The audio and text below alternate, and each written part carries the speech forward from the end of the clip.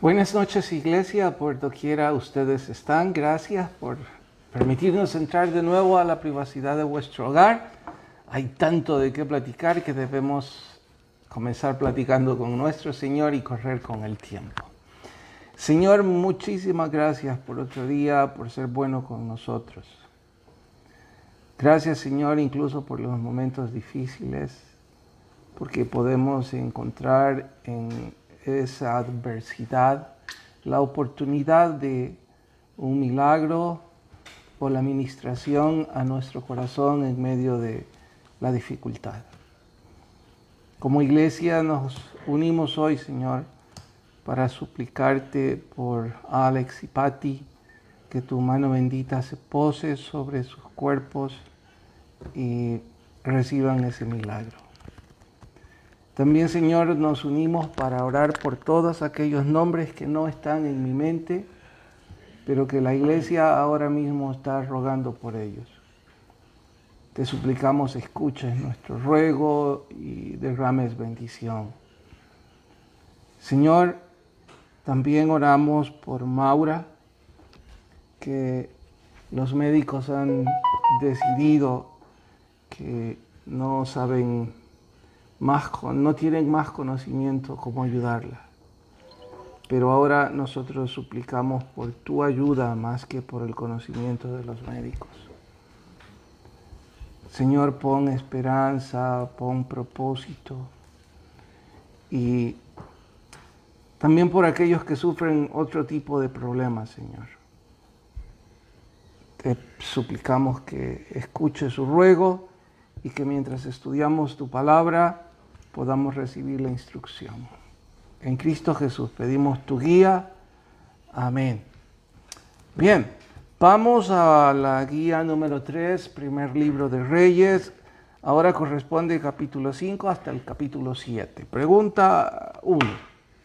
Sidonios subcontratados para trabajar la madera, el mejor artesano en Tiro para el bronce. ¿Por qué subcontratar mano de obra extranjera? Aplíquelo. Para ese entonces en la historia se reconocen a Tiro y Sidón como dos de las ciudades con los mejores artesanos en el mundo conocido. Y puntualmente en lo que respecta a Tiro, el trabajo con el bronce, y a Sidón el trabajo con la madera. No debe sorprendernos que Salomón subcontratara mano de obra calificada. Recuerden que para entonces Israel no es la potencia que hoy por hoy es, en donde han destacado en casi todas las áreas de la ciencia, del arte, y qué sé yo, de otras áreas más. Para ese momento eran prácticamente, si bien cierto, una potencia, una nación que recién surgía. De ahí que los mejores artesanos estuvieran en Tiro y Sidón. Así que Salomón quería lo mejor para la casa del Señor. Y como lo mejor estaba en esas ciudades, pagó por ellos.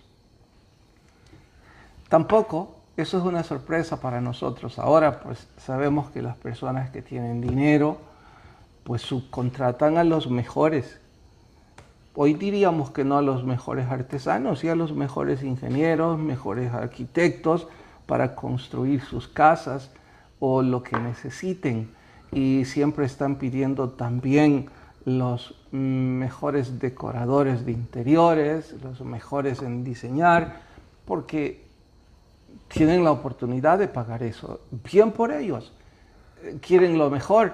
Entonces, qué sorpresa debería ser que Salomón quería lo mejor para nuestro Dios. Digo nuestro Dios porque será la casa en donde se iba a adorar al Señor. Más bien la lección espiritual es cómo es posible que contraste con la realidad de algunos de nosotros, que cuando hacemos algo para el Señor no buscamos lo mejor, sino que lo que esté al alcance. Vaya que eso es lo que sí debería sorprender en los que nos llamamos discípulos de Cristo, porque nosotros deberíamos esforzarnos por dar lo mejor de nosotros mismos al Señor. Y no estoy hablando de dinero, estoy hablando de todo, que deberíamos hacer lo mejor cuando vamos a servir al prójimo para servir a nuestro Dios. deberíamos prepararnos de la mejor forma, deberíamos vestirnos de la mejor forma, deberíamos asegurarnos que todas aquellas piedras que sirvan como obstáculo para que la palabra del Señor o el reflejo del Evangelio de nuestro Señor Jesucristo no sea impactado en otros, los quitemos. Es lo menos que podemos hacer, esforzarnos y dar lo mejor de nosotros. Así es que gracias a Salomón por darnos tan buen ejemplo. Sigamos. 2. Tamaño en metros de la casa que Salomón construyó para adorar al Señor. Cerca de 315 a 350 metros, más o menos, por ahí anda el tamaño traducido a sistema métrico. La razón del por qué quise decirles que buscaran la conversión de codos a metros no era para que conozcan sistemas de medición, era más bien para que nos hiciéramos una idea. A ver, para que hagamos una idea más clara, el templo tiene, en el que nosotros nos congregamos, 20 por 40, por ahí, poco más, poco menos. Son como 800 metros cuadrados. Les dije que era 315 a 350, es la mitad. Entonces eso nos da una idea. Ahora, cuidado que esa mitad corresponde al santuario principal. Los atrios y otras áreas no están reflejadas en esa medición. Y tampoco deberíamos creer, bueno, para pensar en la casa de Dios, eso es muy chico. No, recuerden que esto era prácticamente el lugar santo y el lugar santísimo. Entonces, la afluencia de personas en este sitio era mínima, muy, pero muy pequeña. Esa era la intención de que buscaran esta medición. La que sigue. 3. ¿Por qué no se usaron herramientas como martillos y hachas para la construcción de la casa del Señor? Eso es algo que me encanta, cómo la Biblia es tan detallista que nos transporta a la emoción. ¿De qué hablo? Los que hemos tenido el privilegio alguna vez de estar en la construcción, sabemos que una de las cosas que dificulta o que ensordece el estar en la construcción es el ruido de las máquinas, el ruido de las herramientas, el ruido de la concretera, el ruido de las palas haciendo mezcla, el ruido del rotomartillo rompiendo piedra, el ruido de una sierra eléctrica. Eso es ensordecedor. Y no es que me quejo, pero diría que de las poquitas cosas que yo no disfruto en la construcción es precisamente el bullicio. Súmenle los trabajadores, por alguna razón, los que no ponen el radio a todo volumen de acuerdo a sus gustos, que va desde una cumbia hasta un reggae terrible, aunque saben también los cristianos, los obreros cristianos ponen su música a todo volumen. Hay que sumarle eso, hay que sumarle las bromas, es un bullicio rotundo. ¿Saben qué es lo último que uno puede decir en una construcción? Que es un ambiente limpio y sin ruido. Es un ambiente sucio y con mucho ruido. Salomón dio la orden que cuando entraran al perímetro de la construcción del santuario no usaran hacha, ni martillo, ni ninguna otra herramienta ruidosa, que la piedra la llevaran ya labrada, la madera cortada para que ajustara de forma perfecta. La razón de esto es que hasta en eso Salomón fue detallista. Quería lo mejor para Dios y quería que en el santuario hubiese una reverencia majestuosa. Y si aplicáramos esto, yo leí esto hace mucho, en el segundo o tercer templo que nuestra iglesia construyó en el correr de 30 años, así es que una de las cosas que me costó, no sé si en la tercera o cuarta, fue con esos obreros que no eran cristianos. Lo último que ellos sabían era de reverencia. Y yo le decía al subcontratista o al contratista, hey, ingeniero, ayúdeme, estamos haciendo la casa del Señor, mire estos fumando, o escuche las bromas y las palabras. Y él me decía, mire pastor, yo no le incluí eso en el contrato, pero esos son mis mejores trabajadores.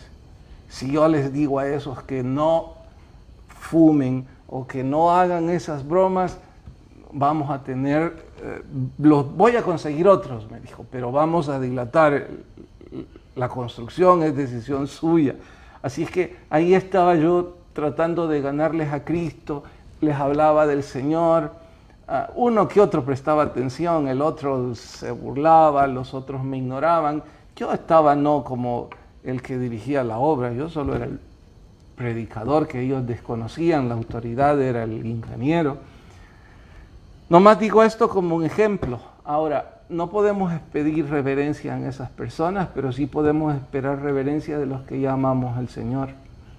Que cada vez que entramos a la casa de Dios es un lugar santificado, en el cual deberíamos mostrar toda la reverencia posible que esté a nuestro alcance. ¿Saben? Una de las cosas que yo diría a todo discípulo en crecimiento, de los cuales yo soy el que menos he crecido. Pues bien, a todos los que me acompañan, y especialmente los hombres, que alguna vez por nuestro abolengo, nuestro vocabulario fue sucio, ¿saben? No se vale que en la casa del Señor incluso lo usemos. Diría yo, no debemos usarlo en ningún sitio, pero en la casa del Señor mucho menos. Deberíamos esforzarnos realmente por honrar, cuando menos allí, a nuestro Señor con reverencia. Bien, continúa. Condiciones que Dios puso para habitar en la casa que el rey construyó para él. Literalmente dice, si anduvieses en mis estatutos e hicieres mis decretos y guardares todos mis mandamientos andando en ellos, yo cumpliré contigo mi palabra que hablé a David tu padre y habitaré en ella. Ahora, voy a hacer énfasis. Si anduvieres en mis estatutos y mis decretos y guardares mis mandamientos. Entonces interpretémoslo también por omisión o por el lado opuesto.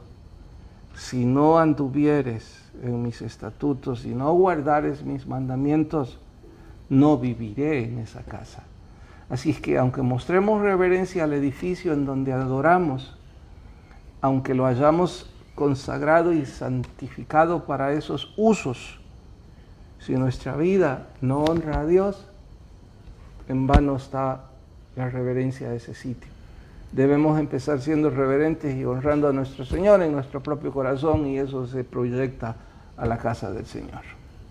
Sigamos. 5. Tiempo de construcción. Wow. Contextualice la lección al respecto. Imagino ya sacaron cuenta si son cerca de 20 años, cuando menos, ¿cierto? Sí, se tardó 7 en construir la casa de Dios y otros 13 en construir su propia casa. Y no dice cuántos años se tardó en construir los de la esposa, la hija del faraón.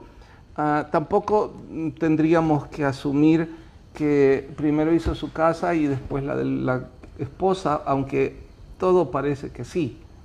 Pero a lo mejor fue simultánea la construcción, no sé. Lo que sí sé, es porque ahí lo dice, es que se tardó 20 años, 7 en una y 17 y 13 en otra. No especulemos si hizo más.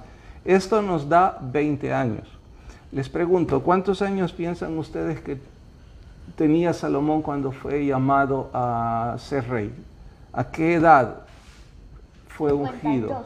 52. No. 20. 20. ¿Y vos? 25. 25. ¿Y vos? 30. Bueno, yo voy a quedarme con 22 para no estar con ninguno de ustedes, pero les voy a decir a cada uno por qué no. 52 imposible, Génesis, porque David estaba ya por morir y Salomón era su más pequeño hijo. Los mayores debieron tener 50 para entonces. 15 entonces. Además se enamoró de una jovencita, de una cenicienta morena, cuando era joven, entonces no pudo ser 52. Leo dijo 30. 30 ya es un hombre con cierta madurez. Y él dijo, cuando Dios le preguntó que qué quería, él dijo, soy muy joven.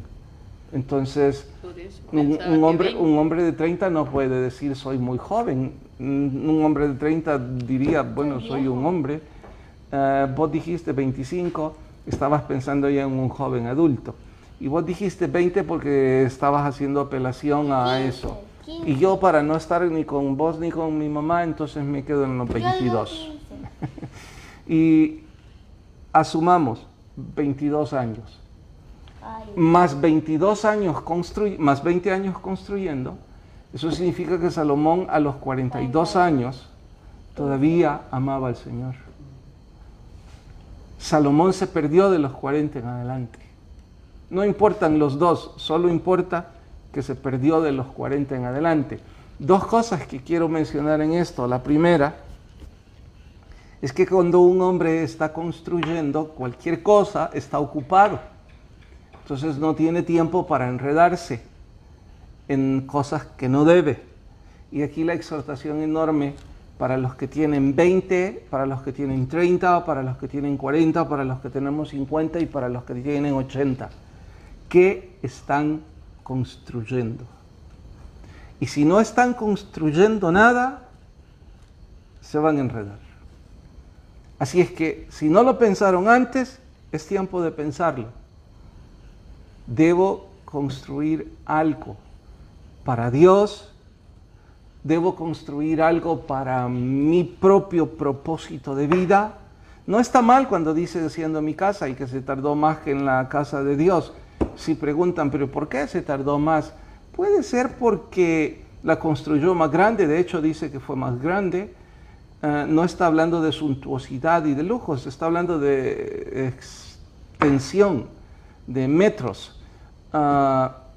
No podía extenderse en la casa de Dios porque las medidas ya habían sido ordenadas por Dios mismo.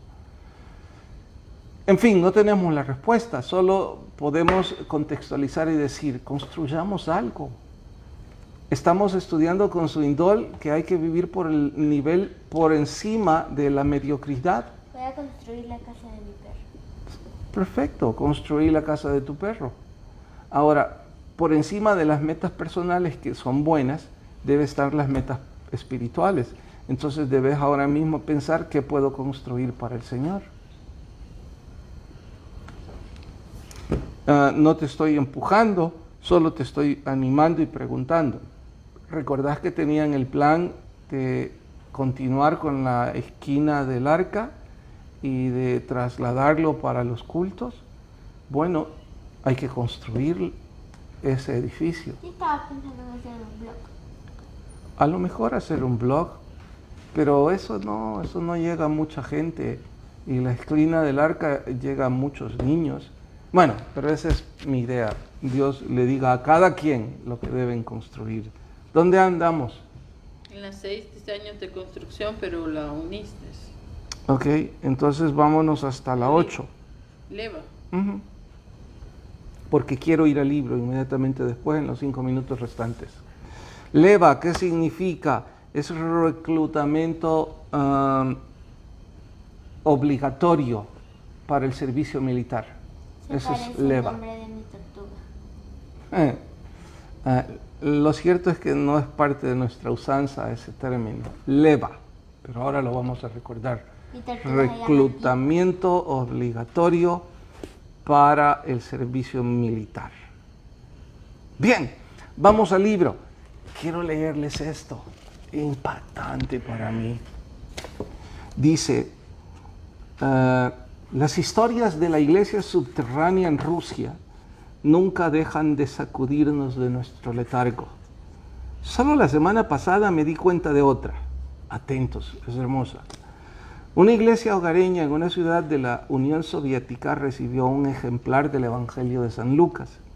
Era la única porción de las escrituras que la mayoría de esos cristianos habían visto jamás. Por supuesto, este libro fue escrito sin duda detrás de cuando estaba la cortina de hierro, en donde era penado con muerte el ser cristiano. No sé cómo es ahora, no es el punto. Sigo.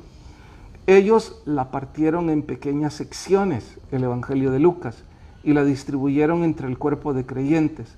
El plan de ellos era memorizar cada parte que les había sido dada. Entonces el siguiente domingo se reunirían y distribuirían las secciones.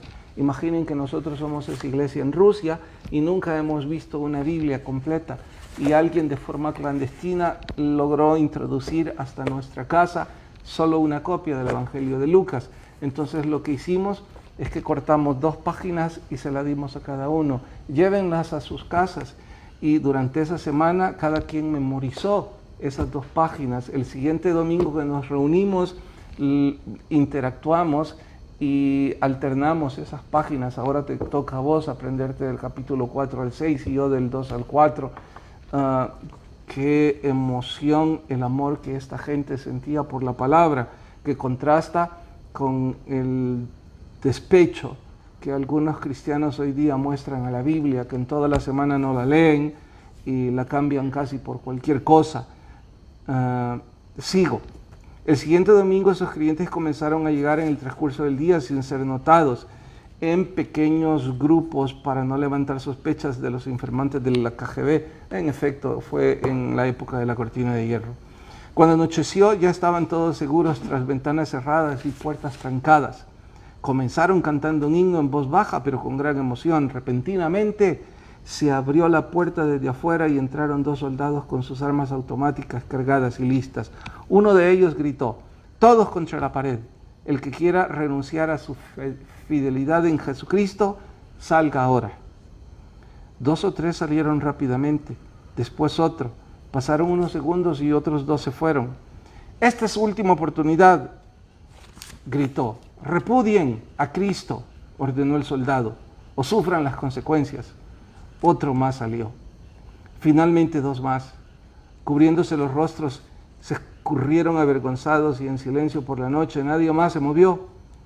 Los papás animaban con sus ojos a sus pequeños y temblorosos hijos, que esperaban ser acribillados o que los metieran en la cárcel. Después de unos minutos de completo silencio, el otro soldado cerró la puerta, miró a los que estaban de pie contra la pared y dijo: mantengan sus manos arriba, pero esta vez en alabanza a nuestro Señor. Hermanos y hermanas, nosotros también somos cristianos.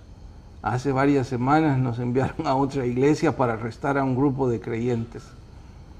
El otro soldado lo interrumpió diciendo: pero nosotros fuimos convertidos ahí. Bueno, hemos aprendido por experiencia que no se puede confiar en nadie a menos que esté dispuesto a morir por su fe. En los sectores del mundo donde las Biblias abundan y las iglesias están protegidas, como aquí, la fe puede ser superficial para muchos. La entrega permanece más bien tibia. Las águilas pueden aprender a volar peligrosamente bajo. Lo que cuesta poco, poco se aprecia. Hermoso, ¿no? El que tenga oídos, oiga lo que el Espíritu enseña a las iglesias. Pasen buenas noches. Les veo mañana en el culto. Adiós a todos.